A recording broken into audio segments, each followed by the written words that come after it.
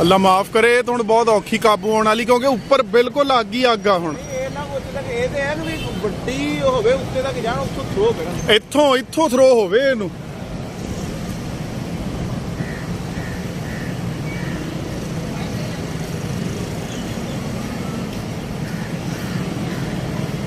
ਬਹੁਤ ਜ਼ਿਆਦਾ ਵੱਧ ਗਈ ਹੈ, ਹਵਾ ਪੈ ਰਹੀ ਹੈ ਬਸ।